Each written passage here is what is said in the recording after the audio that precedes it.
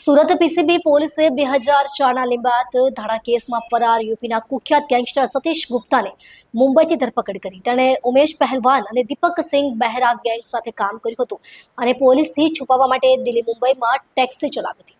ઉત્તર પ્રદેશનો કુખ્યાત ગેંગસ્ટર સતીશ બાબુલાલ ગુપ્તાને સુરત પ્રિવેન્શન ઓફ ક્રાઇમ બ્રાન્ચની ટીમે મુંબઈથી ધરપકડ કરી છે.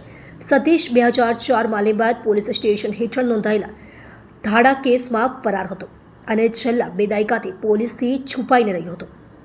સતીશ ઉમેશ પહેલવાન અને દીપક સિંહ બહેરાના ગેંગ સાથે જોડાયેલો હતો. પોલીસથી બચવા માટે તેણે દિલ્હી અને મુંબઈ જેવા મેટ્રો શહેરોમાં ટેક્સી ડ્રાઈવર તરીકે કામ કરી છુપાવવાની રણનીતિ અપનાવી હતી.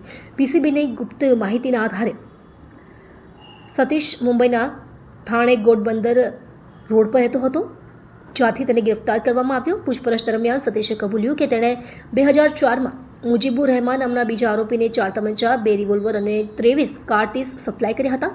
આ હથિયારોનો ઉપયોગ સુરતના એક વેપારીને લૂંટવા માટે થઈ શકે તેમ હતું, પરંતુ પોલીસે શેખને ગિરફ્તાર કરી લીધો હતો.